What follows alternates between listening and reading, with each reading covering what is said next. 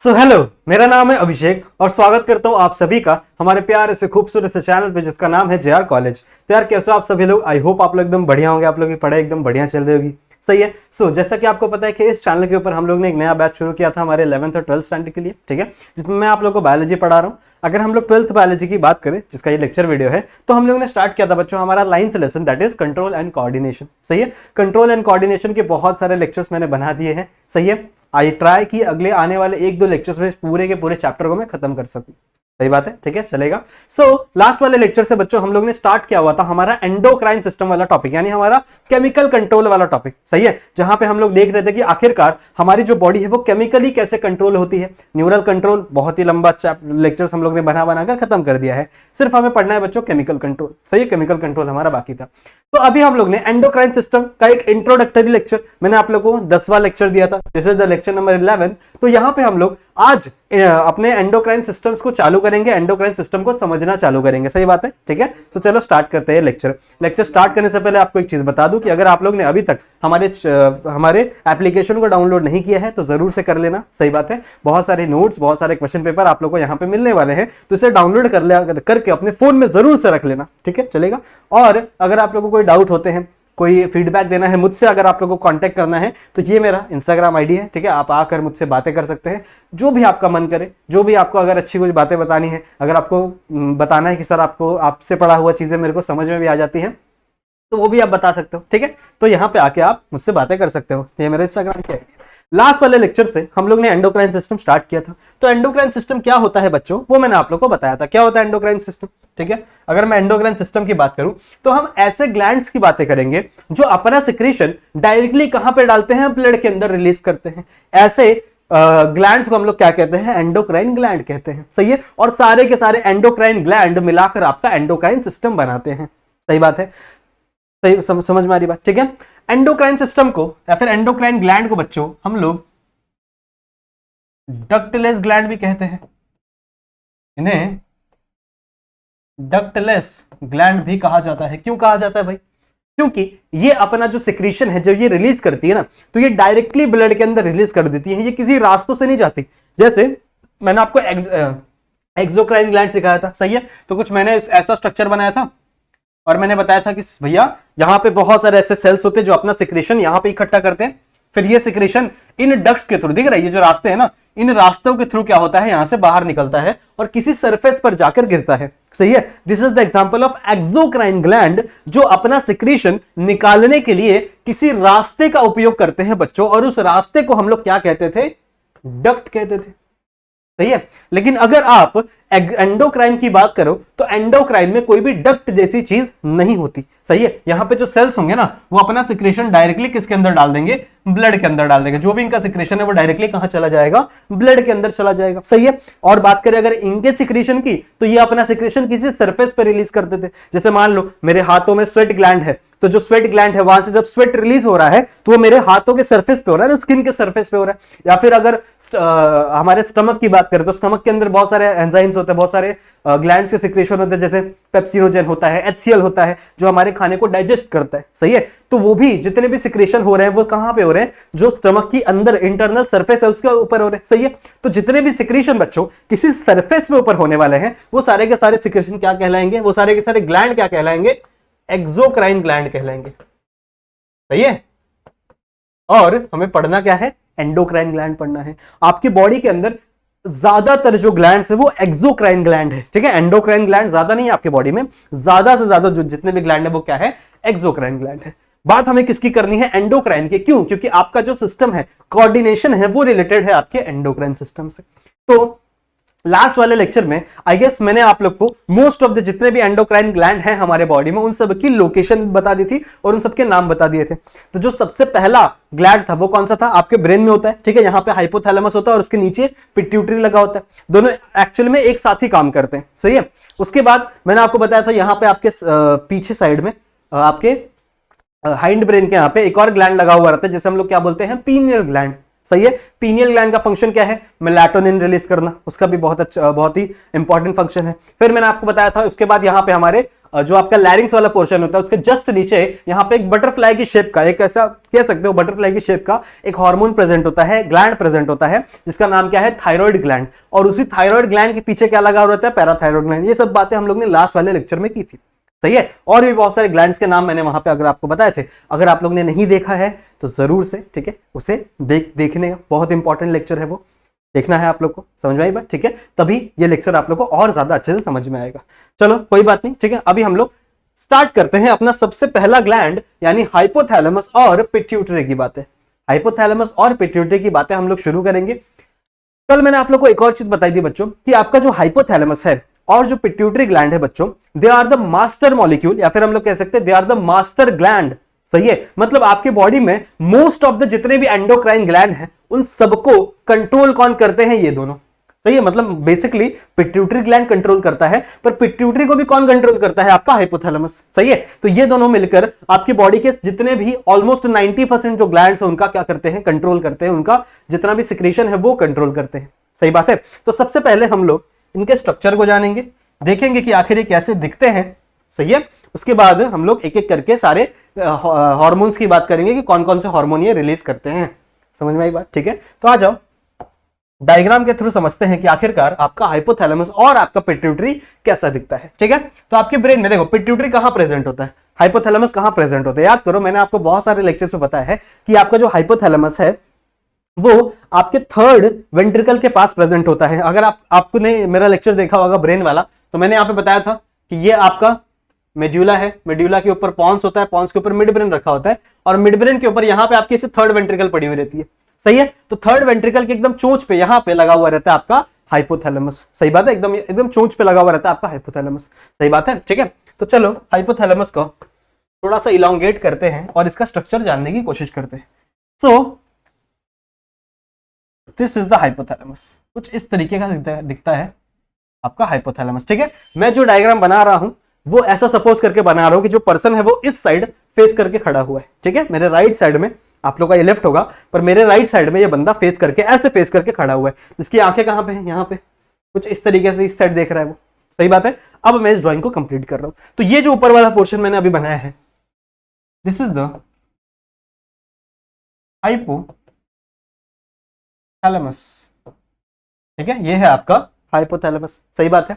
फिर इस हाइपोथैलेमस से बच्चों कुछ ऐसा स्ट्रक्चर ऐसे नीचे आया हुआ रहता है, ऐसा, ठीक है। और इस पे दो लोब लगे हुए, एक लोब इस आगे की साइड लगा हुआ है और एक लोब ऐसे पीछे की साइड लगा हुआ रहता है, समझ रहे हो, ठीक है। एक लोब आगे की साइड है, आगे की साइड मतलब क्या, जो बंदा इस तरफ फेस करके खड़ा है तो एक लोब इसके आगे लगा हुआ है और एक लोब इसके पीछे लगा हुआ है, समझ रहे हो, ठीक है।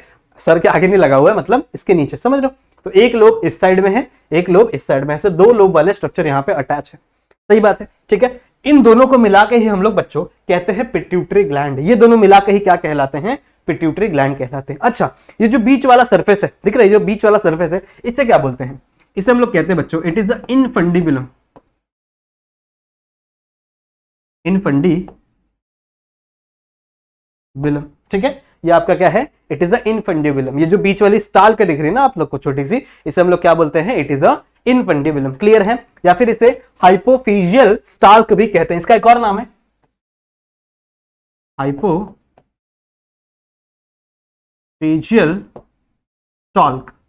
स्टाल्क मतलब समझते हो ना, कोई डंडी जैसी चीज है, जैसे प्लांट के अंदर होता है ना थैलेमस नाम का स्ट्रक्चर, वैसे इनके अंदर भी एक स्टॉल का जैसा स्ट्रक्चर है। या तो इसको आप हाइपोफिजियल स्टॉल्क कह दो, या फिर इसे आप क्या कह दो, इनफंडिबुलम कह दो। इनफंडिबुलम ही कहना, क्योंकि ये इसका ज्यादा फेमस नाम है, सही बात है, ठीक है। तो क्या क्या मैंने बताया था अभी तक आप लोग क्या क्या बताया मैंने, कि ये सबसे ऊपर क्या रखा हुआ है आपका हाइपोथैलेमस। हाइपोथैलेमस से एक स्टॉल लाइक स्ट्रक्चर नीचे आया हुआ है, जिसे मैंने क्या बोला, इनफंडिबुलम या फिर हाइपोफिजियल स्टॉल, ठीक है। और इसके नीचे ऐसे दो लोब वाला स्ट्रक्चर अटैच है, इस दोनों लोब को हम लोग क्या कहते हैं, this is the pituitary gland, सही है। ये क्या है आपका पिट्यूटरी ग्लैंड है। अब आप लोग देखोगे तो बच्चों इसमें दो लोब है, एक लोब आगे की तरफ है, एक लोब पीछे की तरफ है। तो जो आगे वाला लोब है, ये वाला लोब, इसे हम लोग कहते हैं बच्चों, it is a anterior pituitary. ये क्या है, it is a anterior pituitary, मतलब जो आगे की साइड है, समझ रहे हो, जो आगे की साइड है उसे हम लोग क्या कह रहे हैं, एंटीरियर पिट्यूटरी। और जो पीछे की साइड है इसे हम लोग कहते हैं बच्चों, it is a posterior pituitary. Posterior pituitary, सही बात है, यहां तक समझ में आ गया, ठीक है। तो मैंने क्या बताया अभी तक आप लोग को कि ये आपका हाइपोथैलेमस है, यहां से एक स्टॉक नीचे आई है और यहाँ पे दो लोब से आपके पिट्यूटरी ग्लैंड के जो आगे की साइड प्रेजेंट है, it is the anterior pituitary. A से आगे, ए से एंटीरियर, ऐसे याद रखो, ठीक है। और पी से पीछे, पी से posterior, so it is the posterior pituitary, सही है। अब ये तो भैया इनके घर के नाम है, इनका एक्चुअल में साइंटिफिक नेम क्या है। अगर मैं बात करूं एंटीरियर पिट्यूटरी की बात करूं तो बच्चों इसे हम लोग कहते हैं एडिनो हाइपोफाइसिस। एडिनो हाइपोफाइसिस, सही है। एडिनो हाइपोफाइसिस एंटीरियर पिट्यूटरी का एक्चुअल नेम है, सही है। जो एंटीरियर पिट्यूटरी नाम है ये बुलाने का नाम है, घर का नाम है, ऐसे इमेजिन करो, सही है। और इसका एक्चुअल नाम क्या है, एडिनो हाइपोफाइसिस, सही बात है, ठीक है। और वहीं अगर हम लोग बात करें पोस्टीरियर पिट्यूटरी की बच्चों, तो पोस्टीरियर पिट्यूटरी को हम लोग कहते हैं it is a neuro hypophysis. Neuro hypo, clear है, समझ में आई बात, समझ में आई बात, ठीक है। तो अगर मैं एडिनो हाइपोफाइसिस कहूं तो आपको पता होना चाहिए कि हम लोग बात कर रहे हैं एंटीरियर पिट्यूटरी की। अगर मैं न्यूरो हाइपोफाइसिस कहूं तो आपको पता होना चाहिए कि हम लोग बात कर रहे हैं बच्चों पोस्टीरियर पिट्यूटरी की। क्लियर है, बात समझ में आ रही, ठीक है। अब एक और चीज जान लो, जब इस स्ट्रक्चर का फॉर्मेशन हो रहा होता है, मान लो एक इमेजिन करो एक बेबी है, ठीक है, एक छोटा सा बेबी है, इस बेबी के ब्रेन की बात कर रहे हैं हम लोग, ठीक है। ये बेबी का एक ब्रेन है, बच्चे का ब्रेन है, ठीक है, ये आपका मेडुला पॉन्स हो गया, सही है। हम लोग बात कर रहे हैं जब एक बच्चा एम्ब्रियोनल स्टेज में होता है, ठीक है, जब एक बच्चा बच्चों एम्ब्रियोनल स्टेज में होता है तब क्या होता है, देखो उस टाइम पे बच्चों यहाँ पे इसका हाइपोथैलेमस है, मान लो ये इसका हाइपोथैलेमस है, सही है। तो यहां से देखो हाइपोथैलेमस तो प्रेजेंट है, हाइपोथैलेमस इसके ब्रेन का पार्ट है, और पिट्यूटरी में सिर्फ और सिर्फ न्यूरो हाइपोफाइसिस यहां पे लगा हुआ रहता है, मतलब यहां पे सिर्फ और सिर्फ पोस्टीरियर पिट्यूटरी यहां पे होता है। उस टाइम पे एंटीरियर पिट्यूटरी नहीं बना हुआ होता। बना हुआ का मतलब क्या है कि एंटीरियर पिट्यूटरी एक्चुअल में आपके ब्रेन का पार्ट है ही नहीं। कहने की यह बात है बच्चों कि आपका जो एंटीरियर पिट्यूटरी है, जो आगे वाला पिट्यूटरी है, वो आपके ब्रेन का पार्ट नहीं है, लेकिन जो पोस्टीरियर पिट्यूटरी है वो आपके ब्रेन का पार्ट है, मतलब वो हाइपोथैलेमस से ही बना हुआ है। तो ये जो मैंने बनाया है, ये आधा सा स्ट्रक्चर, ये जो स्ट्रक्चर मैंने बनाया है, ये क्या है आपका न्यूरो हाइपोफाइसिस, यानी कि पोस्टीरियर पिट्यूटरी, समझ रहे हो, पोस्टीरियर पिट्यूटरी।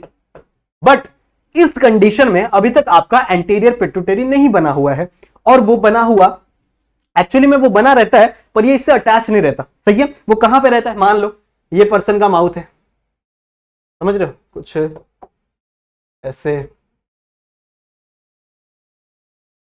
ऐसे माउथ है, ठीक है, ये पर्सन का ये माउथ है, ये जो बच्चे का माउथ है जो अभी तक एम्ब्रियोनल स्टेज में है, सही है। तो ये इसकी बक्कल कैविटी होगी, जैसे इसकी बक्कल कैविटी होगी, सही है। तो बक्कल कैविटी में बच्चों यहां पे इसके ऊपर एक पाउच रखा हुआ रहता है, उस टाइम पे बक्कल कैविटी में यहां पे एक पाउच बना हुआ रहता है। इस पाउच को बच्चों हम लोग रुतकेस पाउच बोलते हैं।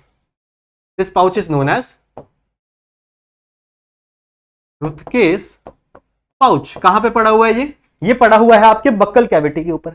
अब जैसे जैसे इस बच्चे का डेवलपमेंट होगा, ये पाउच यहां से उठकर, ये पाउच है ना, ये पाउच यहां से उठकर कहां चला जाएगा, इसके साथ यहां पे आके ज्वाइन हो जाएगा, और तब जाके फॉर्मेशन होता है आपके पोस्ट एंटीरियर पिट्यूटरी का, समझ रहे हो। तो ये पाउच बाद में जाके यहां पे अटैच हो जाता है बच्चों, और तब ये बनता है आपका एंटीरियर पिट्यूटरी, सही है। तो यहां से हमको क्या समझ में आता है, यहां से हमको ये चीज समझ में आई कि आपका जो एंटीरियर पिट्यूटरी है, जो आपका एडिनो हाइपोफाइसिस है, वो एक्चुअल में आपके ब्रेन का पार्ट नहीं है, वो बाद में आके अटैच हुआ है। लेकिन आपका जो पोस्टीरियर पिट्यूटरी है, मतलब आपका जो न्यूरो हाइपोफाइसिस है, वो आपके ब्रेन से ही बना हुआ पार्ट है, सही है। तो मैं ऐसा कह सकता हूं कि देखो ये जो हाइपोथैलेमस है, ये पापा है, समझ रहे हो, ठीक है, ये इसका पापा है।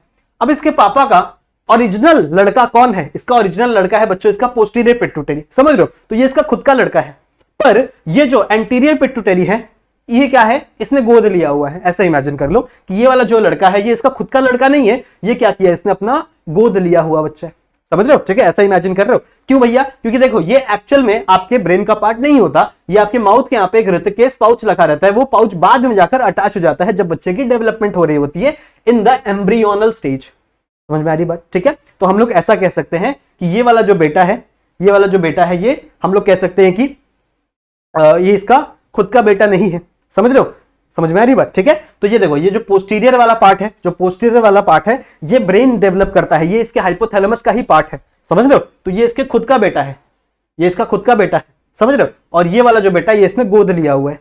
सही बात है। अब आप ही सोचो कि हम लोग इमेजिन करो, एक नॉर्मल सा कंडीशन इमेजिन करो कि कोई भी पेरेंट्स किसे ज्यादा प्यार करेंगे, खुद के बेटे को या गोद लिए हुए बेटे को?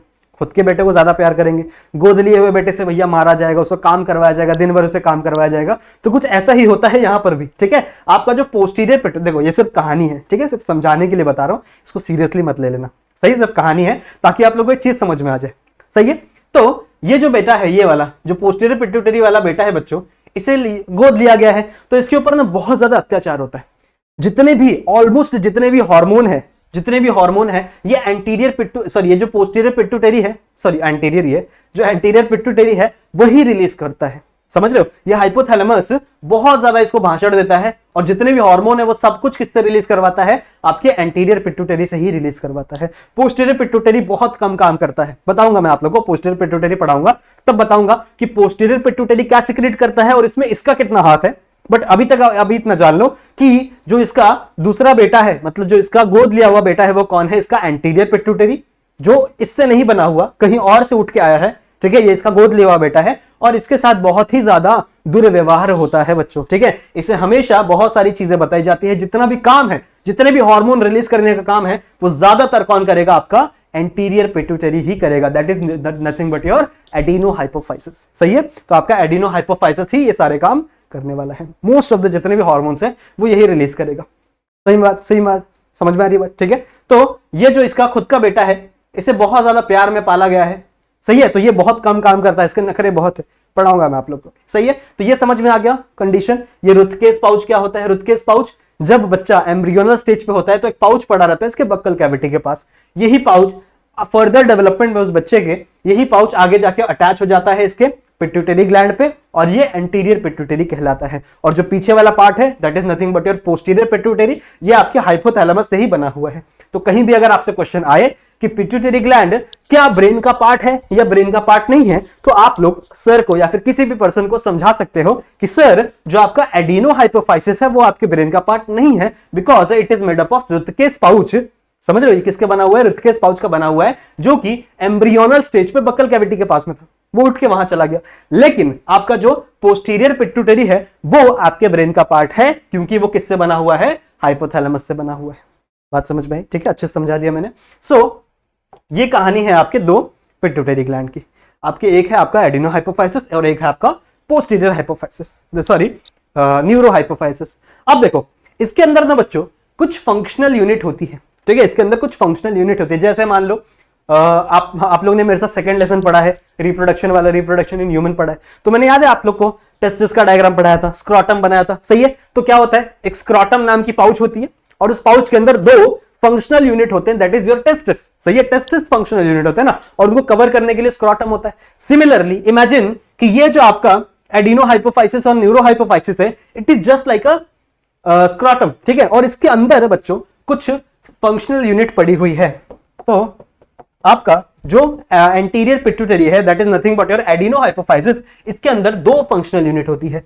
एक थोड़ी बड़ी सी, तो अलग कलर से बनाते हैं, एक ऐसे थोड़ी बड़ी सी फंक्शनल यूनिट है दिस, ठीक है, और एक इसके जस्ट बाजू में ऐसे छोटी सी पतली सी फंक्शनल यूनिट पड़ी है। समझ रहे हो, इमेजिन कर पा रहे हो? ठीक है, कि एक ही आपका एडिनो हाइपोफाइसिस है, पर इसके अंदर दो फंक्शनल यूनिट पड़े हुए हैं जो आगे चल के हार्मोन्स को रिलीज करेंगे। सही है, पर अगर हम लोग बात करें न्यूरो हाइपोफाइसिस की, तो न्यूरो हाइपोफाइसिस में सिर्फ एक ही आपका फंक्शनल यूनिट है, एक ही बड़ा सा। समझ रहे हो, तो एक ही आपका फंक्शनल यूनिट पड़ा हुआ है। बात समझ में? मैंने क्या बोला? मैंने बोला कि इमेजिन करो स्क्रॉटम। स्क्रॉटम कैसा होता है? दो लोब जैसा दिखता है स्क्रॉटम, जो कि कवरिंग है बाहर की, और उसके अंदर दो फंक्शनल यूनिट होती है, that is nothing but your testis. तो इमेजिन कि ये आपका स्क्रॉटम है और स्क्रॉटम के अंदर आपका फंक्शनल यूनिट पड़ा है। सो पहले वाले पार्ट के अंदर दो यूनिट है और दूसरे वाले पार्ट के अंदर एक यूनिट है। इनके नाम क्या है? इनके नाम पता होने चाहिए। ये जो सबसे पहला, सबसे बड़ा वाला पार्ट है आपके एंटीरियर पिट्यूटरी में, इसे हम लोग कहते हैं बच्चों, इट इज अ पार्स डिस्टालिस। ये क्या है आपका बच्चों, इट इज अ पार्स डिस्टालिस। ठीक है, समझ में कौन सा पार्स डिस्टालिस है, जो बड़ा वाला यूनिट है आपके एडिनो हाइपोफाइसिस में। वहीं ये जो छोटा वाला पार्ट है, छोटा वाला ये वाला part, this is parse intermedia. Actually में जब एम्ब्रियोनल स्टेज पे होते हैं, ये जो स्ट्रक्चर है ना एम्ब्रियोनल स्टेज पे होता है, तो उस टाइम पे ना इसमें से 3 लोब दिखते हैं। समझ रहे हो, अभी तो आपको 2 ही लोब दिख रहा है अडल्ट की बॉडी में, पर जब ये स्ट्रक्चर, जब ये पर्सन अडल्ट एम्ब्रियोनल स्टेज पे होगा तो यहां पे से 3 लोब सा फॉर्मेशन होता है बच्चों, जिसमें ये 3 अलग अलग यूनिट रखे होते हैं। बट बाद में जब डेवलपमेंट हो जाता है तो यहां वाला लोब गायब हो जाता है और ये दोनों एक ही लोब में आ जाते हैं। सही है, समझ में ये बात? ठीक है, तो ये जो पहला वाला लोब है जिसके अंदर फंक्शन, ये जो फंक्शनल पहला वाला लोब है, इसे मैंने क्या बोला, इट इज अ पार्स डिस्टालिस। सही है, उसके बाद ये जो छोटा वाला लोब है पहले एडिनो हाइपोफाइसिस के अंदर ही, इसे मैंने क्या बोला, पार्स इंटरमीडिया। सबका फंक्शन पढ़ाऊंगा, कौन क्या रिलीज करता है सबके बारे में बात करेंगे हम लोग। ठीक है, और ये जो फंक्शन है, ये जो फंक्शनल यूनिट है आपके न्यूरो हाइपोफाइसिस में, इसका नाम क्या है, it is a pars nervosa. Clear है, इसे हम लोग क्या बोलते हैं, it is a pars nervosa. Clear है, आई होप आप लोग को इतनी चीजें समझ में आ रही होंगी जो मैंने आप लोग को बताई हैं। ठीक है, इतना समझ में आ गया, इतना समझ में आ गया। ठीक है, क्लियर है, सही है। सो आई होप आप लोग को इतना समझ में आ गया। अब देखो ध्यान से सुनो, इसका फंक्शन कैसे होता है। देखो इसका फंक्शन कैसे होता है, मैंने आपको पढ़ाया था कि कुछ ऐसे न्यूरॉन्स होते हैं बच्चों जो न्यूरोट्रांसमीटर की जगह हार्मोन रिलीज करते हैं सीधा के सीधा ब्लड में। तो ऐसे ही कुछ हार्मोन पड़े हुए हैं आपके हाइपोथैलेमस में। देखो होता क्या है कि जितने भी हार्मोन्स हैं आपके बॉडी के अंदर, जितने भी हम लोग कह सकते हैं कंट्रोलिंग हार्मोन्स है, वो सब कुछ रिलीज करता है आपका पिट्यूटरी ग्लैंड। सही समझ में आ रही बात, जो कौन रिलीज करता है, पिट्यूटरी ग्लैंड।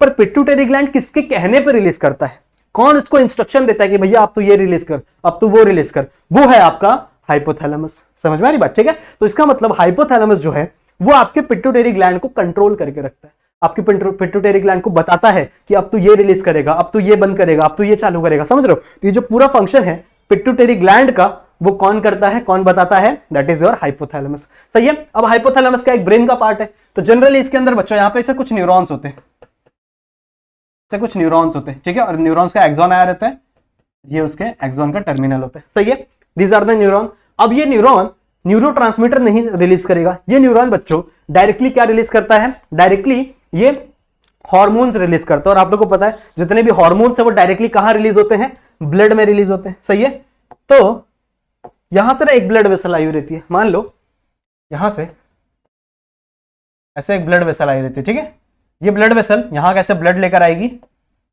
और इसके ऊपर से छोड़ देगी।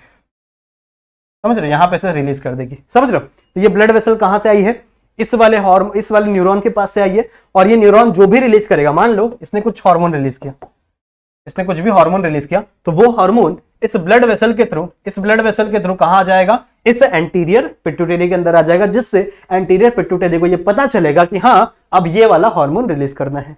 समझ में आई बात? ठीक है, इस नर्व को, इस ब्लड वेसल को क्या कहते हैं, इसका भी नाम है, इसका नाम है बच्चों हाइपोफिजियर। कहां लिखे, जगह ही नहीं है यार, यहां लिख दूं या फिर यहां लिख दूं, चलो यहां लिख देते हैं। इसका नाम है बच्चों, इट इज अ हाइपो, ध्यान से सुनेंगे, हाइपोफिजियल पोर्टल वेन। समझ रहे हो? ठीक है, इसका नाम क्या है, इट इज अ वेन। क्या काम कर रही है ये इस न्यूरॉन से जितने भी हार्मोन ये न्यूरॉन रिलीज कर रहा है।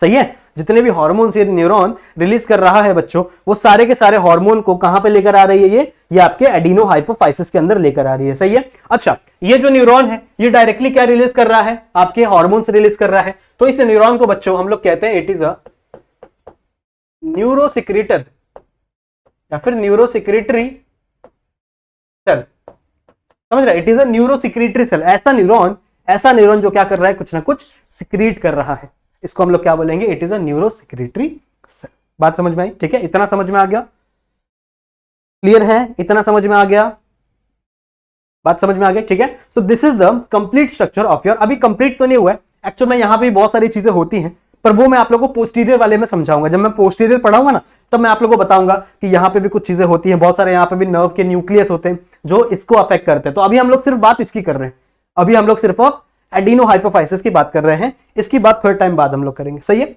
इस डायग्राम पे हम लोग वापस आएंगे। यहां तक क्लियर है? यहां तक आई होप आप लोगों को सब कुछ समझ में आ गया होगा। तो अब हमें पता करना है कि कौन कौन से हार्मोन आपका हाइपोथैलेमस रिलीज करता है और उसके इन्फ्लुएंस में कौन कौन से हार्मोन आपका पिट्यूटरी ग्लैंड रिलीज करता है। और पिट्यूटरी में भी हम लोग बेसिकली फोकस करेंगे आपके एडिनो हाइपोफाइसिस पे कि एडिनो हाइपोफाइसिस कौन कौन से हार्मोन्स को रिलीज करता है। याद रखना आप लोग को, एडिनो हाइपोफाइसिस में दो यूनिट आती है, दो फंक्शनल यूनिट आती है, एक आपका पार्स डिस्टालिस और एक आपका पार्स इंटरमीडिया। सही है, इंटरमीडिया बड़ा छोटा सा है, इसमें हम लोग को सिर्फ एक ही हार्मोन पढ़ना है जो इससे जो ये रिलीज करता है। ठीक है, एक ही हार्मोन के बारे में बात करना है हम लोग को, और कुछ बात नहीं करना है। बाकी की सारी बातें इसके साथ होंगी। सही बात है। सो आई होप आप लोग को ये समझ में आ गया होगा। इसे एक बार क्लिक कर लो, इसे एक बार क्या करो आप लोग, क्लिक कर लो फटाक से। ठीक है, हो गया। चलो नेक्स्ट पे आ जाओ। अब बच्चों हम लोग देखते हैं, ठीक है, ये मैंने एक चार्ट बनाया हुआ छोटा सा, यहां पे हम लोग देखेंगे कि कौन कौन से हार्मोन हाइपोथैलेमस रिलीज कर रहा है और वो हार्मोन कैसे इफेक्ट कर रहा है आपके पिट्यूटरी ग्लैंड पे, और उसके इन्फ्लुएंस में कौन सा हार्मोन पिट्यूटरी ग्लैंड रिलीज करता है। सही बात है, ठीक है। तो आ जाओ हम लोग देखते हैं। सही है। अच्छा, ये आपको पता होना चाहिए कि हम लोग 9 हार्मोन पढ़ेंगे किसके अंदर, हाइपोथैलेमस के अंदर, और पिट्यूटरी के अंदर हम लोग 7 पढ़ेंगे, 7। सही है। पिट्यूटरी में भी हम लोग किसकी बात करेंगे, एडिनो हाइपोफाइसिस की,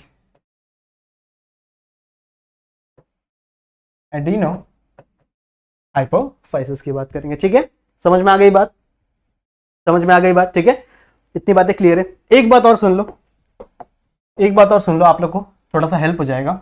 जब भी किसी भी हार्मोन के नाम में, किसी भी हार्मोन के नाम में अगर रिलीजिंग हार्मोन आ गया, रिलीजिंग हार्मोन ये वर्ड आ गया, या फिर इनहिबिटिंग हार्मोन, इनहिबिटिंग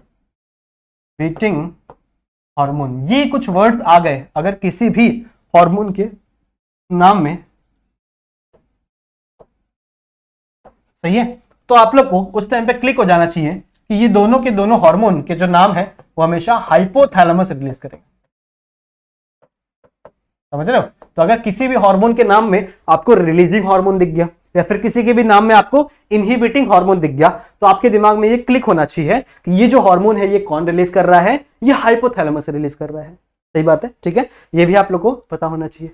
उसके बाद अगर किसी के भी नाम में आपको स्टिमुलेटिंग दिख गया, स्टिमुलेटिंग वर्ड दिख गया, ठीक है, या फिर अगर आपको ट्रोपिन दिख गया, ट्रोपिन, या फिर आपको ट्रॉपिक हार्मोन दिख गया, मान लो ट्रॉपिक हार्मोन, ऐसे कुछ अगर वर्ड्स आपको किसी भी हार्मोन के नाम में दिखे, तो आपको पता होना चाहिए कि वो हार्मोन कौन रिलीज कर रहा है, पिट्यूटरी रिलीज कर रहा है।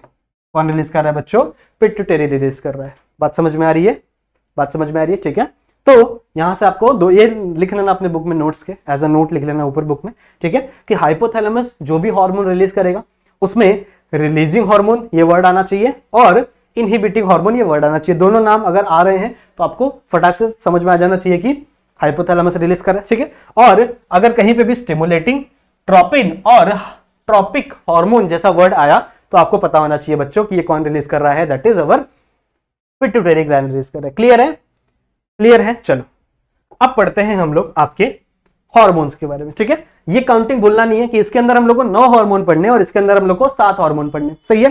तो आ जाओ, सबसे पहले हार्मोन की बात करेंगे हम लोग बच्चों, ग्रोथ हार्मोन की, ग्रोथ हार्मोन, ठीक है। ग्रोथ हार्मोन कौन रिलीज करता है, ग्रोथ हार्मोन रिलीज करता है बच्चों आपका pituitary gland. Pituitary gland release करता है बच्चों आपका ग्रोथ हार्मोन, जिसे हम लोग शॉर्ट फॉर्म में G और H भी लिखते हैं, सही है।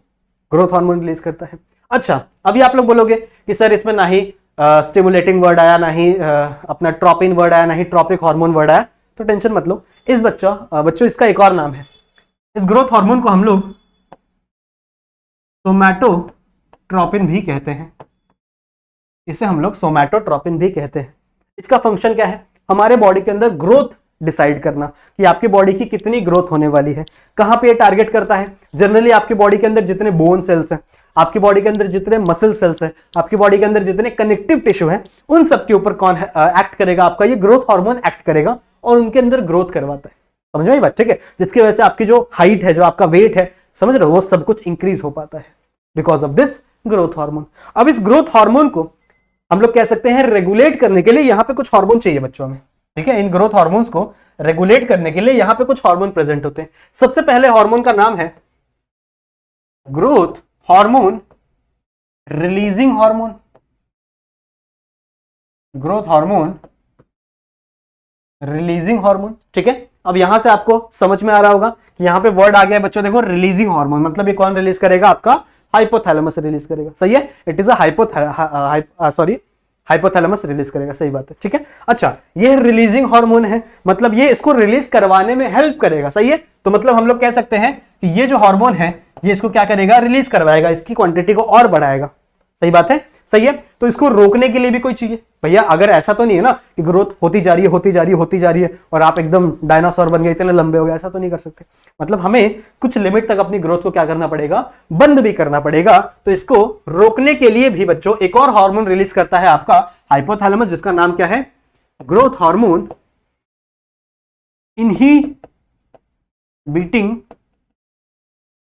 इनहिबिटिंग हार्मोन, सही है। देखो इनहिबिटिंग नाम आ गया, इसका मतलब है कौन रिलीज कर रहा है, आपका हाइपोथैलेमस रिलीज कर रहा है। और ये क्या करेगा, इस ग्रोथ हार्मोन को क्या कर देगा, रोक देगा, इसका एक्शन बंद कर देगा। दैट्स व्हाई इधर मैंने प्लस और माइनस लिखा है।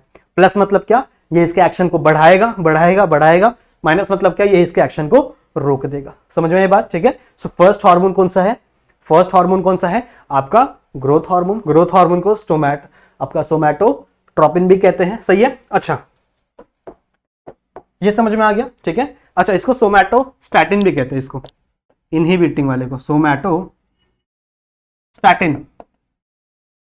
कुछ ऐसे वर्ड्स हैं जो आप लोग को पता होने चाहिए, क्लियर है। तो अभी देखो इसके अंदर हम लोग को टोटल 9 हार्मोन पढ़ने हैं। तो अभी हम लोग ने इसमें 2 पढ़ लिए और इसमें 1 पढ़ लिया। यहां तक बात क्लियर है, यहां तक बात क्लियर है, कोई दिक्कत है यहां तक? चलो नेक्स्ट चलते हैं। नेक्स्ट है हार्मोन है बच्चों प्रोलैक्टिन। नेक्स्ट हार्मोन है प्रोलैक्टिन, ठीक है। प्रोलैक्टिन को हम लोग PRL भी कहते हैं शॉर्ट फॉर्म, ठीक है। PRL मतलब क्या, it is a prolactin hormone. Prolactin का फंक्शन क्या है, देखो अगर आप लोगों ने सेकंड लेसन मेरे साथ पढ़ा है तो मैंने आपको बताया था प्रोलैक्टिन का फंक्शन एक्चुअल में होता है बच्चों मिल्क प्रोडक्शन का, ठीक है। प्रोलैक्टिन क्या करवाता है, फीमेल्स के अंदर मिल्क प्रोडक्शन करवाता है, सही है। मैंने आप लोग को पढ़ाया था ना, कहां पढ़ा है, देखो मैंने आपको पढ़ाया था, ऐसे मेमोरी ग्लैंड होती है, ठीक है। मेमोरी ग्लैंड में यहां पे ऐसे कुछ ऐसे मेमोरी लोब्यूल्स प्रेजेंट होते हैं, सही है। और इनके अंदर बहुत सारे ऐसे सेल्स होते हैं। तो ये सेल्स क्या करते हैं, मिल्क बना बना के यहाँ पे स्टोर करते हैं, सही है। तो ये मिल्क प्रोडक्शन करवाने का काम कौन करवाता है, that is our prolactin hormone करवाता है, ठीक है। कौन करवाता है, योर प्रोलैक्टिन हार्मोन, सही है, प्रोलैक्टिन। अब देखो इसके नाम में स्टैटिन नहीं है, क्या कर सकते बच्चों, ये एक एक्सेप्शन है जिसके नाम में स्टैटिन ट्रोपिन कुछ नहीं आता, बट कोई बात नहीं, ठीक है। तो ये आपका एक हार्मोन है। अब इसको भी कंट्रोल करने के लिए 2 हार्मोन चाहिए। तो सबसे पहला आपका हार्मोन आता है your prolactin releasing hormone, prolactin releasing hormone, ठीक है। प्रोलैक्टिन रिलीजिंग हार्मोन का फंक्शन क्या है, आपके प्रोलैक्टिन का जो रिलीजिंग है उसे क्या करवाएगा, ये कंट्रोल करेगा, सही है। तो सब इसका शॉर्ट फॉर्म क्या है, PRH, ठीक है। देखो कंफ्यूज नहीं करना है, PRH और PRL में कंफ्यूज नहीं करना है। PRL मतलब क्या है, इट इज योर प्रोलैक्टिन, सही है। PR और L यहां से लिया हुआ है, and this is your prolactin releasing hormone. ये क्या करवाएगा, इसको पॉजिटिव फीडबैक देगा, बोलेगा भैया हाँ भैया बढ़ाओ, इसकी जो कंजम्पशन है, कंजम्पशन नहीं, इसका जो कॉन्सेंट्रेशन है उसे बढ़ाया जाए, सही है। तो कौन देगा, ये प्रोलैक्टिन रिलीजिंग हार्मोन। कौन रिलीज करेगा, ये हाइपोथैलेमस, सही बात है। और इसको रोकने के लिए, कंट्रोल करने के लिए एक और हार्मोन है, that is nothing but your prolactin, that is your inhibiting hormone. ऐसे लिख दूंगा चलेगा ना, IH मतलब क्या, प्रोलैक्टिन इनहिबिटिंग हार्मोन, ठीक है। इसे हम लोग शॉर्ट फॉर्म में PIH भी लिख सकते हैं। सो प्रोलैक्टिन इनहिबिटिंग हार्मोन, सही है। और इसका फंक्शन क्या है, ये इसको नेगेटिव फीडबैक देगा, नेगेटिव फीडबैक नहीं बोल सकते हम लोग, नेगेटिव देगा, जिसकी वजह से इसका जो फॉर्मेशन है, जो प्रोडक्शन है, वो क्या हो जाएगा, कंट्रोल आ जाएगा, रुक जाएगा। क्लियर है, समझ में आ गया। तो 2 हार्मोन हम लोग ने इसमें से पढ़ लिए।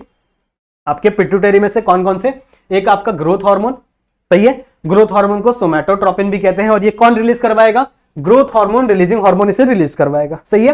यानी इसको पॉजिटिव फीडबैक देगा, भैया चलो रिलीज हो जाओ रिलीज हो जाओ, सही है। और जब ये बहुत ज्यादा हो जाएगा तो इसको रोकने के लिए यहाँ पे दूसरा हार्मोन रिलीज करेगा आपका हाइपोथैलेमस, जिसका नाम क्या है, ग्रोथ हार्मोन, इनहिबिटिंग हार्मोन, जिसे हम लोग सोमैटोस्टैटिन भी कहते हैं। ये बात हो गई एक आपके हार्मोन की। फिर नेक्स्ट हम लोग बात कर रहे हैं प्रोलैक्टिन की। प्रोलैक्टिन का फंक्शन आप लोग को पता है, ठीक है, मैंने आप लोगों को भी बताया, मिल्क प्रोडक्शन में काम आता है इसका। इसको रिलीज करवाने के लिए प्रोलैक्टिन रिलीजिंग हार्मोन, सही है, और इसको रोकने के लिए प्रोलैक्टिन इनहिबिटिंग हार्मोन, सही है, इसका प्रोडक्शन कम करने के लिए। क्लियर है, समझ में आ गया। तो अभी तक हम लोग ने कितना किया है, 9 है ना, 9 टोटल। तो इसके अंदर हम लोग ने 4 कर लिया है और इसके अंदर अभी तक हम लोग ने 2 ही किया है। कोई बात नहीं, करेंगे करेंगे, समझ में आई बात, समझ में आई बात, ठीक है। चलो आ जाओ नेक्स्ट पे, आ जाओ नेक्स्ट पे, आ जाओ।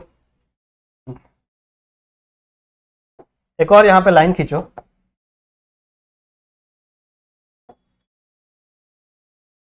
एक और एक लाइन खींचो, ठीक है।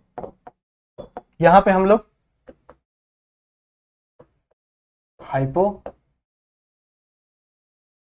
की हार्मोन की बात करेंगे, ठीक है, और यहां पे हम लोग पिट्यूटरी ग्लैंड की बात करेंगे। और पिट्यूटरी में भी कौन सा, सिर्फ और सिर्फ एडिनो हाइपोफाइसिस की बात कर रहे हैं हम लोग, एडिनो हाइपोफाइसिस। क्लियर है, सही बात है, ठीक है, इसकी हम लोग यहाँ पे बात करेंगे। तो इसको ये लगा दो। चलो नेक्स्ट हम लोग बात करते हैं बच्चों, इसके अंदर कितना टोटल पढ़ने हम लोग को, इसके अंदर 9 पढ़ने हैं, इसके अंदर टोटल 7 पढ़ने हैं। देखो ये लिख के चला करो ताकि हम लोगों ना काउंटिंग में मिस्टेक नहीं होगी। कभी कभी घाई घाई में बच्चे 1-2 हार्मोन भूल जाते हैं पढ़ना। तो अगर आप काउंट कर करके पढ़ोगे कि भैया इसके अंदर 9 पढ़ने हैं, क्या मैंने 9 पढ़े, हाँ ये वाला पढ़ा, ये वाला पढ़ा, अरे ये वाला तो रह गया, समझ रहे हो। तो ऐसे आप लोग को काउंट करके रहोगे तो सारे चीजों का एक बार में टेबुलर फॉर्म बन जाता है। इसके अंदर हम लोग ने 2 पढ़ लिए, इसके अंदर हम लोग ने 4 पढ़ लिए। नेक्स्ट है बच्चों our third in pituitary gland, that is your melanocyte stimulating hormone, stimulating hormone. Now ये क्या है, मेलानोसाइट स्टिमुलेटिंग हार्मोन, नाम से आप लोगों को पता चल रहा होगा बच्चों, ये जो हार्मोन है ये किसके ऊपर जाके एक्ट करेगा, ये मेलानोसाइट के ऊपर जाकर एक्ट करेगा। तो इसका टारगेट सेल क्या है, मेलानोसाइट, मेलानोसाइट इसका टारगेट सेल है, ठीक है। मेलानोसाइट कहां होता है, पूरे बॉडी में आपके बच्चों, आपकी स्किन में भी है, जिसकी वजह से आपको आपके स्किन को कलर आता है, सही है। मेलानोसाइट बच्चों एक पिगमेंट रिलीज करता है, ये आगे चल के एक पिगमेंट रिलीज करता है, ऐसा लिख देते हैं, ये आगे चल के बच्चों एक पिगमेंट रिलीज करेगा जिसका नाम है मेलानिन। नाम सुना ही होगा ना आप लोग ने, मेलानिन, ठीक है। मेलानिन क्या है, आपके बॉडी को कलर देने का पिगमेंट है। जैसे आपके बालों का कलर क्या है, कौन डिसाइड करेगा, मेलानिन डिसाइड करेगा। आपके स्किन का कलर क्या है, कौन डिसाइड करेगा, मेलानिन डिसाइड करेगा। आपकी आंखों में जो आइरस होता है ना गोला वाला ब्लैक कलर का, किसी में ब्लैक होता है, किसी में ब्राउन होता है, किसी का ब्लू कलर का भी होता है, किसी का ग्रीन कलर का भी होता है, बहुत ही रेयर है, सही है। तो वो भी कौन डिसाइड करेगा, मेलानिन डिसाइड करेगा। समझ रहे हो, आप कितने डार्क हो, कितने फेयर हो, ये सब कौन डिसाइड करेगा, मेलानिन डिसाइड करेगा। अगर मेलानिन का कॉन्सेंट्रेशन ज्यादा है तो आप थोड़े से डार्कर रहोगे, सही है। जैसे अफ्रीकन कंटिनेंट में लोग होते हैं ना, वहां पे धूप ज्यादा गिरती है तो उनके स्किन को प्रोटेक्ट करने के लिए वहां पे मेलानिन ज्यादा प्रोड्यूस होता है, जिसकी वजह से वो थोड़े से डार्कर साइड में होते हैं। और जहां पे ठंड ज्यादा होती है, जहां पे बहुत ही ज्यादा कोल्ड कंडीशन होती है, जहां पे ज्यादा धूप नहीं गिरती, वहां पे लोगों को मेलानिन की इतनी जरूरत नहीं होती ना, तो वहां के लोग थोड़े से फेयर होते हैं, सही बात है। इंडिया में तो चलो नॉर्मल कंडीशन होती है, दोनों कंडीशन होती है, सही है, समझ में आ रही बात, ठीक है। तो मेलानिन प्रोड्यूस होता है मेलानोसाइट से, और मेलानोसाइट को स्टिमुलेट करने वाले हार्मोन को हम लोग क्या कहते हैं, मेलानोसाइट स्टिमुलेटिंग हार्मोन। और देखो नाम में आ रहा है स्टिमुलेटिंग हार्मोन, मतलब ये कौन रिलीज करेगा, आपका पिट्यूटरी ग्लैंड रिलीज करेगा। अब इसको मैनेज करने के लिए आपको 2 हार्मोन की जरूरत है। एक इसमें 4 हो गए थे, तो पांचवा यहां पे आ जाओ। पांचवा कौन सा होगा, melanocyte stimulating hormone releasing hormone. देखो अब मैं पूरा नहीं लिखने वाला, पूरा नहीं लिखने वाला, ऐसे आप लोग लिख लो। देखो melanocyte stimulating hormone releasing hormone, समझ रहे हो। तो मतलब मेलानोसाइट को स्टिमुलेट करने वाले हार्मोन को रिलीज करवाने वाला हार्मोन कौन सा है, that is your melanocyte stimulating hormone releasing hormone. Releasing hormone है मतलब ये आके उसके ऊपर कौन सा देगा, पॉजिटिव फीडबैक देगा, मतलब ये इसको बढ़ाने में हेल्प करेगा, इसकी ग्रोथ कराने में हेल्प करेगा, सही बात है, ठीक है। इसको इंक्रीज करवाने में हेल्प करेगा। और दूसरा 6th नंबर पे इसका इसका प्रोडक्शन को रोकना है भैया, ज्यादा नहीं हो जाए मेलेनिन। तो melanocyte stimulating hormone, inhibiting hormone, inhibiting hormone जो क्या करने वाला है, इसके प्रोडक्शन को रोकने वाला है। समझ में आई बात? ठीक है। सो इतना हम लोग ने देख लिया, इतना हम लोग ने पढ़ लिया। आई होप आप लोग को इतनी चीजें समझ में आ गई होंगी। सही है, इतनी चीजें समझ में आ गई होगी। सही है, चलो अब देखो, आप लोग देख रहे होंगे कि इसमें अभी तक हम लोग ने 3 ही हार्मोन किए हैं, मतलब इसमें अभी तक हमारे पास 4 हार्मोन बचे हैं, पर इसमें हम लोग ने कितना कर दिया, 6 कर दिया। तो 9 मतलब 6 मतलब सिर्फ 3 ही हार्मोन बचे। सही है, इसके अंदर 3 हार्मोन बचे हैं और इसके अंदर कितने कर लिए हम लोग ने, 3 कर लिए ना, तो मतलब 4 हार्मोन और बचे हैं बच्चों। सही है, ठीक है। तो आ जाओ पढ़ते हैं उन सबको, आ जाओ पढ़ते हैं उन सबको। ठीक है, चलो नेक्स्ट फोर्थ हम लोग पढ़ेंगे बच्चों, thyroid stimulating hormone. Thyroid stimulating hormone, देखो अब आपको बताने की जरूरत नहीं है, अब आप लोग को चीजें पता चल रही होगी कि थायराइड स्टिमुलेटिंग हार्मोन है तो वो कहां पे जाके लगेगा, वो बच्चों जाके लगेगा आपके थायराइड ग्लैंड पे जाके लगेगा। ठीक है, सही बात है, सही बात है। अच्छा, इसे हम लोग थायराइड ट्रोपिन भी कहते हैं, थायराइड ट्रोपिन भी कहते हैं इसी चीज को, थायराइड ट्रोपिन भी कहते हैं। देखो ट्रोपिन भी वर्ड आ गया, स्टिमुलेटिंग भी वर्ड आ गया, मतलब ये कहां से रिलीज हो रहा है, आपके पिट्यूटरी ग्लैंड से रिलीज हो रहा है। बात समझ में आ रही है एवरीवन? ठीक है, आपके देखो ये लग गया, सही बात है। इसका मतलब ये कहां से रिलीज हो रहा है, आपके पिट्यूटरी ग्लैंड से। इसका टारगेट सेल क्या है, किस पे जाके अटैक करेगा, ये अटैक करेगा बच्चों आपके थायराइड ग्लैंड पे। अटैक तो मतलब क्या है, इन्फ्लुएंस करेगा, थायराइड ग्लैंड पे जाके लगेगा और वहां से क्या रिलीज करवाएगा, थायराइड ग्लैंड से क्या रिलीज करवाएगा बच्चों, थायराइड हार्मोन रिलीज करवाएगा। समझ रहे हो, यहां से क्या रिलीज करवाएगा, थायराइड हार्मोन रिलीज करवाएगा, जो कि हम लोग पढ़ेंगे, टेंशन मत लो। थायराइड हार्मोन को डिटेल में पढ़ेंगे, कैसे प्रोडक्शन होता है, कैसे बनता है, अगर कम हो जाएगा तो क्या होगा, ज्यादा हो जाएगा तो क्या होगा, वो सब हम लोग पढ़ेंगे अगले आने वाले लेक्चर्स के अंदर। ठीक है, अब ये समझ में आ गया। अब इसको इंक्रीज करवाने वाला हार्मोन चाहिए भैया, जो अभी तक हम लोग पढ़ रहे हैं, तो ये तो आपको पता होगा। ठीक है, अभी चलो सातवां हार्मोन कौन सा हो जाएगा, थायरोट्रोपिन। देखो थायरोट्रोपिन है कि थायरोट्रोपिन है, लेट मी चेक। हाँ गलती हो गई है, यहाँ पे थायरोइडोट्रोपिन नहीं है बच्चों, it is a thyrotropin, I am so sorry, thyrotropin. ठीक है, इसको हम लोग थायरोट्रोपिन में। अच्छा, thyrotropin releasing hormone, thyrotropin releasing hormone कौन रिलीज करेगा, आपका हाइपोथैलेमस। देखो नाम में आ गया रिलीजिंग हार्मोन, मतलब ये कौन रिलीज करने वाला है, आपका हाइपोथैलेमस रिलीज करने वाला है। सही है, तो इसका मतलब ये कौन सा देगा, पॉजिटिव फीडबैक देगा। सही है, इसको पॉजिटिव फीडबैक देगा। अब अभी तक हम लोग क्या पढ़ते आ रहे थे, अभी तक हम लोग ये पढ़ते आ रहे थे बच्चों कि हर हार्मोन के लिए एक रिलीजिंग हार्मोन होता है और एक इनहिबिटिंग हार्मोन होता है, जो क्या करता है, इसके एक्शन को बंद करवाता है। सही है, इसके एक्शन को क्या करवाता है, बंद करवाता है। पर अगर मैं बात करूं थायरोट्रोपिन की या फिर थायराइड की बात करूं बच्चों, तो इसके पास कोई भी इनहिबिटिंग हार्मोन नहीं है, इसका कोई भी इनहिबिटिंग हार्मोन नहीं है। देखो ऐसे इनहिबिटिंग हार्मोन बनाते चले जाएंगे तो कितने हो जाएंगे ना, 7 ऑलरेडी हो गया, 9 हार्मोन तो है सिर्फ और सिर्फ। सही है, तो इसके अंदर क्या होता है, क्या थायराइड हमेशा रिलीज होगा, बढ़ते ही चले जाएगा, नहीं ऐसा नहीं, थायराइड को भी रोका जाएगा। पर कैसे रोका जाएगा, ध्यान से सुनो। Thyroid releasing hormone, thyrotropin releasing hormone किस पे लगेगा, थायराइड स्टिमुलेटिंग हार्मोन पे लगेगा। सही है, और वो क्या किस पे जाके अटैक करेंगे, वो थायराइड ग्लैंड पे, और थायराइड ग्लैंड क्या बनाएंगे, थायराइड हार्मोन। सही बात है, थायराइड हार्मोन बनाएंगे। जब थायराइड हार्मोन का, अब देखो थायराइड खुद एक हार्मोन है, तो वो खुद ब्लड में रिलीज होगा। सही बात है, अब वो ब्लड में रिलीज होगा तो आपके ब्रेन में भी ब्लड है, आपके हाइपोथैलेमस में भी ब्लड है। तो जब इसका कॉन्सेंट्रेशन बच्चों हद से ज्यादा हो जाता है, जब इसका कॉन्सेंट्रेशन बहुत ही ज्यादा हो जाता है, तो ये जो थायराइड हार्मोन है ना, ये खुद जाता है आपके पिट्यूटरी के पास और खुद जाता है आपके हाइपोथैलेमस के पास, और उनको बोलता है कि मेरी जो सिक्रेशन है उसे बंद करवा दो। समझा मैंने क्या बोला, ये क्या करता है, जैसे ही इसका जो क्वांटिटी है आपके बॉडी के अंदर, जो कॉन्सेंट्रेशन है आपके बॉडी के अंदर, जब वो ज्यादा हो जाता है, तो ये खुद क्या करता है, खुद जाएगा, सबसे पहले जाएगा पिट्यूटरी के पास, पिट्यूटरी को बोलेगा नहीं अब तुम और थायराइड स्टिमुलेटिंग हार्मोन नहीं सिक्रेट करोगे। सही है, जिसके वजह से इसका सिक्रेशन बंद हो जाएगा। और ये और तो और जाएगा हाइपोथैलेमस के पास भी और उसको बोलेगा तुम थायरोट्रोपिन रिलीजिंग हार्मोन नहीं सिक्रेट करोगे, तो वहां से भी इसका क्या हो जाएगा, सिक्रेशन बंद हो जाएगा। समझ लो ये कैसे एक्ट करते हैं। देखो मान लो ये आपका पिट्यूटरी है, तो पिट्यूटरी के ना ऊपर इसके रिसेप्टर लगे हुए थे। तो कोई भी हार्मोन कहीं भी एक्ट करता है ना, तो उसके वहां पर रिसेप्टर लगे हुए थे। मैंने आप लोगों को बताया था लास्ट वाले लेक्चर में ना कि उसके रिसेप्टर लगे होते हैं। तो ऐसे ही थायरोट्रोपिन के भी वहां पे रिसेप्टर लगे होंगे, तो जब इसका कॉन्सेंट्रेशन खुद ही बढ़ जाएगा तो ये खुद ही जाके उसको बंद करवा देगा। समझ लो, ठीक है। इस मैकेनिज्म को हम लोग क्या कहते हैं, इस मैकेनिज्म को बच्चों हम लोग कहते हैं it is a negative mechanism. खुद के पैर पर कुल्हाड़ी मारना, ऐसा कह सकते हो। पर ये नहीं लिखना आप लोग एग्जाम में, ठीक है, ठीक है। तो नेगेटिव मैकेनिज्म मतलब क्या, कि जो आपको बढ़ा रहा था, जिसकी वजह से आपकी कॉन्सेंट्रेशन बढ़ रही थी, आप उसी को जाके बोल रहे हो शट अप, ठीक है, अब तू और सिगरेट नहीं करेगा। समझ रहे हो, तो इस चीज को हम लोग क्या बोलते हैं, it is a negative mechanism. तो इसके लिए आपको कोई भी इनहिबिटिंग हार्मोन की जरूरत नहीं है। बात समझ में आई, ये भी समझ में आ गया। तो इसके अंदर 4 हो गए हैं, इसके अंदर 7 हो गए हैं।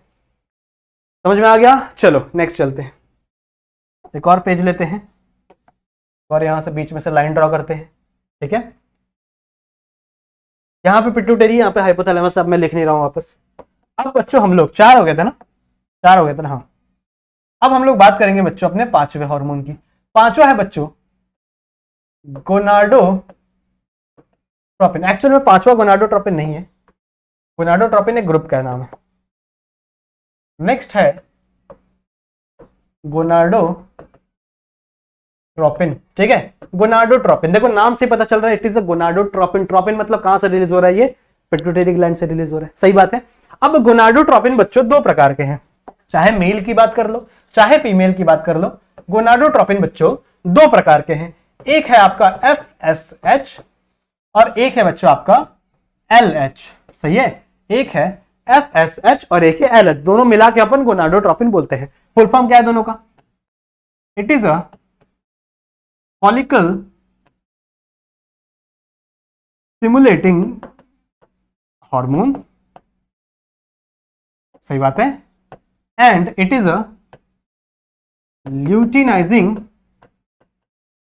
हार्मोन। ये मैंने आप लोगों को सेकंड वाले लेसन में पढ़ाया था इसका यूजेस, सही है, हार्मोन लिख दिया मैंने, हार्मोन, सही है। तो जो सेकंड वाला लेसन मैंने पढ़ाया था उसके अंदर मैंने आपको इसके एडवांटेज बताया था। देखो क्या होता है, ये आपके ब्रेन से रिलीज होता है, सही है, और ये जाके एक्ट करता है मेल के टेस्टिस पे और फीमेल की ओवरी पे।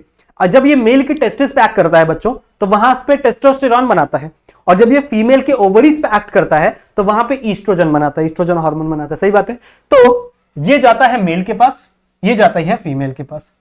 एक्चुअली में दोनों रिलीज होता है, दोनों के अंदर दोनों का फंक्शन है। मेल के अंदर FSH और LH का भी फंक्शन है, फीमेल के अंदर भी FSH और LH का फंक्शन है। बट प्राइमरी क्या है, LH जो है वो टेस्टोस्टेरॉन सिक्रेट करवाता है, FSH जो है वो ईस्ट्रोजन सिक्रेट करवाती है, सही है। तो अभी तक हम लोग ने 4 हार्मोन पढ़े थे। So this is hormone number 5 and this is hormone number 6।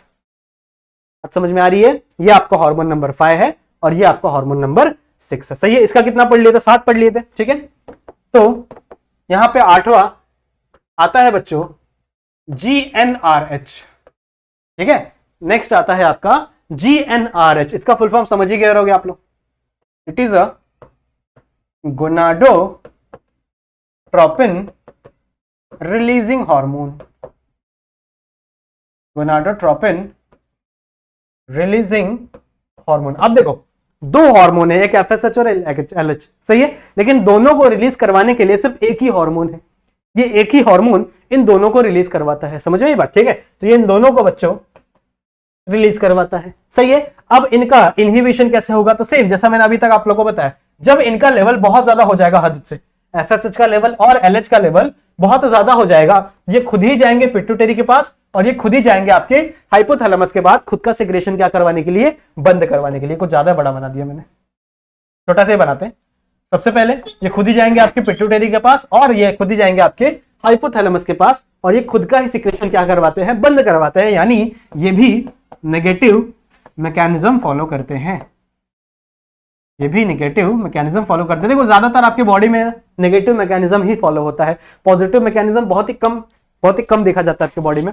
जैसे याद करो सेकंड लेसन में मैंने जब आप लोगों को लेबर पढ़ाया था, ठीक है, मतलब डिलीवरी पढ़ाई थी, जब डिलीवरी कैसे होती है बच्चे की, तो मैंने आपको पढ़ाया था कि ऑक्सीटोसिन होता है, ऑक्सीटोसिन जाता है स्मूथ मसल को कॉन्ट्रैक्ट करता है, यूट्रस को कॉन्ट्रैक्ट करता है, फिर वो यूट्रस और स्ट्रेच होता है और ऑक्सीटोसिन रिलीज होता है, समझ रहे हो, एक लूप बन जाता है पॉजिटिव मैकेनिज्म का, वहां पे होता है, कुछ कुछ केसेस में होता है, पर ज्यादातर आपके बॉडी में ये नेगेटिव मैकेनिज्म देखने के लिए मिलता है। समझ में आई बात? ठीक है, हो गया इतना, ये हो गए 6 आपके, 7वां लास्ट आ जाओ, 6 हो गए ना आप लोग के, 6 हार्मोन हो गए। लास्ट बच्चों यानी आपका 7वां एडिनो कॉर्टिकोट्रोपिन, कॉर्टिकोट्रोपिन, सही है, last hormone is adeno corticotropin. अब देखो इसके नाम से ही इसके बारे में बहुत सारी चीजें हमको पता चल रही हैं, कहां से बिलोंग करता है ये, किसको जाके एक्ट करेगा, देखो ट्रोपिन है तो कहां से बिलोंग, मतलब किस कौन रिलीज कर रहा है इसको, पिट्यूटरी ग्लैंड रिलीज कर रहा है। एडिनो कॉर्टिको, आप लोगों को पता होगा आपके बॉडी में एक हार्मोन होता है, एक ग्लैंड होता है, जिस एक ऑर्गन होता है जिसे हम लोग किडनी बोलते हैं, किडनी के ऊपर एक ग्लैंड होता है जिसे हम लोग क्या बोलते हैं बच्चों, एड्रिनल ग्लैंड, सही है। और एड्रिनल ग्लैंड के बच्चों 2 पार्ट है, एड्रिनल ग्लैंड के 2 पार्ट है, ऐसे एड्रिनल ग्लैंड 2 पार्ट में डिवाइड किया हुआ है। जो बीच वाला पार्ट है, ये वाला जो पार्ट है इसे हम लोग मेडुला बोलते हैं, और ये साइड वाला जो पार्ट है इसे हम लोग कॉर्टेक्स बोलते हैं, सही है। तो अगर आप इसका नाम पढ़ो, इट इज एडिनो कॉर्टिकोट्रोपिन, मतलब ये एडिनो मतलब आपके एड्रिनल ग्लैंड के कॉर्टेक्स पे एक्ट करने वाला हार्मोन है। कहां पे? आपके, आंसर सुनो क्या बोला मैंने, आपके एड्रिनल ग्लैंड पे ये जो कॉर्टेक्स वाला पोर्शन है, ये देखो ये वाला जो मैं कलर कर रहा हूं अभी, ये वाला जो पोर्शन है ये आपका कॉर्टेक्स वाला पोर्शन है, ठीक है। तो आपके कॉर्टेक्स वाले पोर्शन के ऊपर क्या करता है ये हार्मोन, क्या करता है, एक्ट करता है, ठीक है।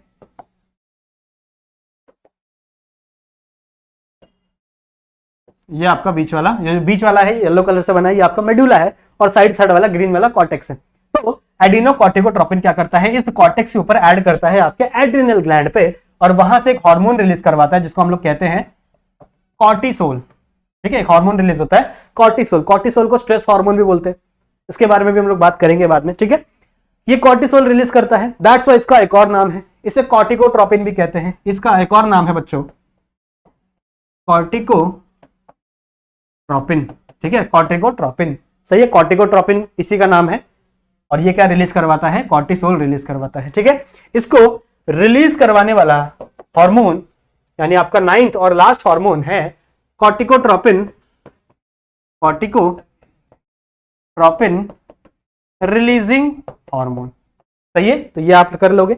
अब देखो ये इसको क्या करवाएगा, रिलीज करवाएगा, ये इसको क्या करवाएगा, रिलीज करवाएगा, लेकिन जैसे ही आपका कॉर्टिसोल बहुत ही ज्यादा हो जाएगा तो ये खुद जाएगा पिट्यूटरी के पास, और ये खुद जाएगा किसके पास, आपके हाइपोथैलेमस के पास, और ये क्या करेगा, नेगेटिव मैकेनिज्म, क्या नेगेटिव फीडबैक देगा, जिसके वजह से क्या हो जाएगा, इसका जो प्रोडक्शन है वो बंद हो जाएगा। क्लियर है?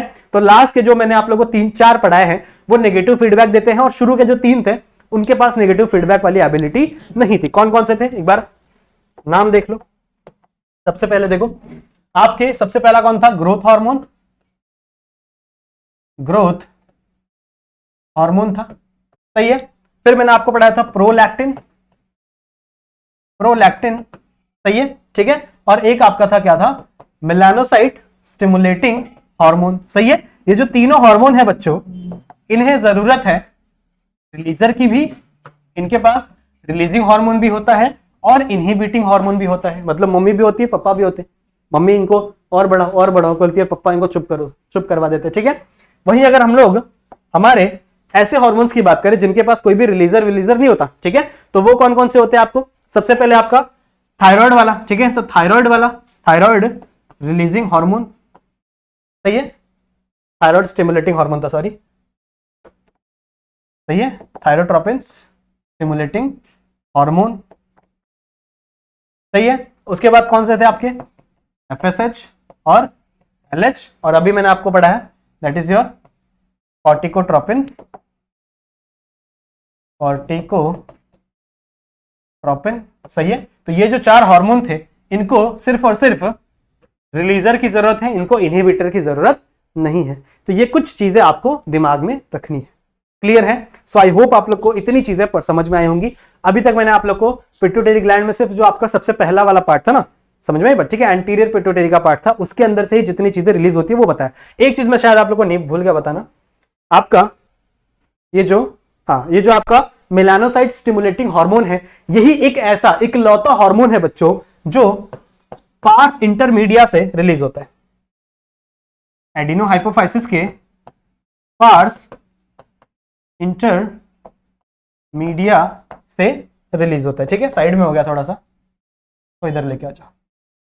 दिख रहा है, दिख रहा है? ठीक है, सो ये एक इकलौता, ये कौन सा आपका मेलानोसाइट स्टिमुलेटिंग हार्मोन, सिर्फ यही एक ऐसा हार्मोन है जो पार्स इंटरमीडिया से रिलीज होता है। कहां पे पार्स इंटरमीडिया? यहां से, समझ रहे हो? यहां से ये वाला जो एरिया है, समझ रहे हो? ये वाला एरिया। ठीक है, तो ये क्या रिलीज करता है? और आप मेलानोसाइट स्टिमुलेटिंग हार्मोन। तो समझ में बात, समझ में बात। बाकी जितने हार्मोन है वो कौन रिलीज करता है आपका? दैट इज पार्स डिस्टालिस, ये वाला पोर्शन रिलीज करता है। तो अभी तक हम लोग ने सिर्फ एडिनोहाइपोफाइसिस की बात की है। नेक्स्ट जो लेक्चर होगा बच्चों, उसके अंदर हम लोग इस न्यूरोहाइपोफाइसिस की बात करेंगे, ये कौन कौन से हार्मोन को रिलीज करवाता है उसकी बात करेंगे। ठीक है, और उसके बाद हम लोग अपने आगे वाले हार्मोन के बारे में बात करेंगे, आपके थायराइड ग्लैंड के बारे में। सही बात है? ठीक है, सो आई होप आप लोगों को लेक्चर पसंद आया होगा, समझ में आया होगा। यहां तक अगर आपने उन लोगों को वीडियो देखा है तो वीडियो को लाइक जरूर से करेंगे। ठीक है, चैनल पर नए आए हो तो सब्सक्राइब जरूर से करके जाना, अपने दोस्तों को भी शेयर करना। सही है, क्योंकि हम बहुत ही ज्यादा मेहनत कर रहे हैं आप सभी बच्चों के लिए, इतने अच्छे अच्छे कंसेप्ट आप लोग को पढ़ा रहे हैं। कोई डाउट हो तो इंस्टाग्राम है, ठीक है, उस पर आके मेरे से कांटेक्ट कर लेना। क्लियर है? वीडियो को लाइक जरूर से कर देना, वापस कह रहा हूं। सही बात है? ठीक है, सो मिलते हैं नेक्स्ट वीडियो में, तब तक के लिए कीप स्टडिंग।